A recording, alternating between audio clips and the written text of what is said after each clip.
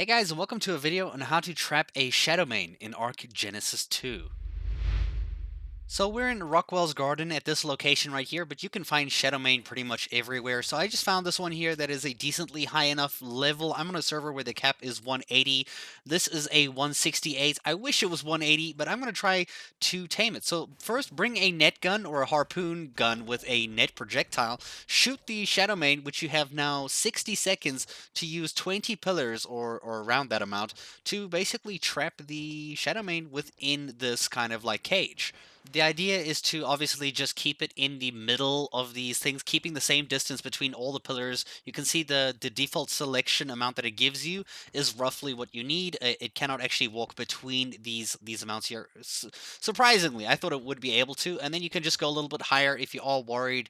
Trust me, it should be okay, but you can go a little bit higher if you are worried, like I said. But that is perfect, and now all you have to do is wait for the net to expire, which obviously takes 60 seconds from when you first shot him, and then you just fly away and get out of his radius. I am going to quickly move this one over here because I first placed it too far, and then now I'm going to just hightail it. I'm going to get out of render distance so that because you'll see he'll wake up and he'll start attacking the pillars. So all we have to do is fly away from him so that we no longer have him in render distance.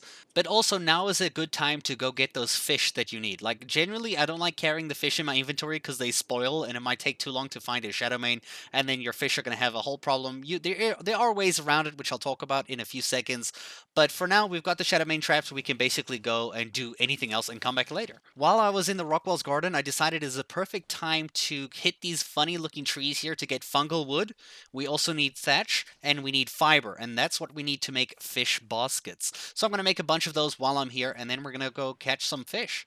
I recently made a video where you use a wooden cage and you can actually trap fish inside this wooden cage, and once you've done so, they literally can't move, and all you have to do is put the fish basket next to the cage and you can catch the fish that way. It's pretty good.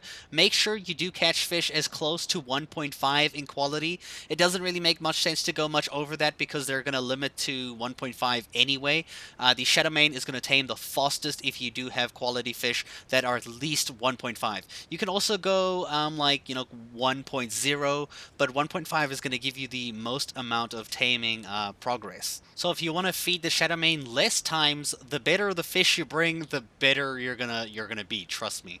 Now, before I move on to the next steps, I just want to skip ahead here. So when you actually add all of these fish that you have in your inventory, you'll see they do have a spoil timer, but if you add them to your hotbar and you actually go walk inside water, you can actually reset their spoil timer. And also, not only that, is when you have them in your hotbar, they actually don't actually count down anymore. There is no actual spoil timer anymore until you move them from one slot to another or you move it back into your inventory. Then it will start counting from its original full-time spoil time. So you can basically keep the fish fresh in that sense.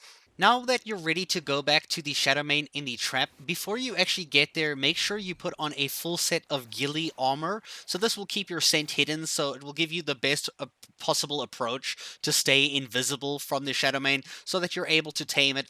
You will have issues if there are other dinosaurs walking around the Shadowmane's trap, so try kill all of those first before getting near the Shadowmane, because it wakes up so often at the slightest sound of anything that is in its like front radius. So when it's sleeping and there's anything near the front of its face, it will wake up like instantly. Especially if you're the one walking near it, if you can see its eyes and you can see its face, that means it will see you, and the closer you get, it's going to turn your taming progress to 0% again.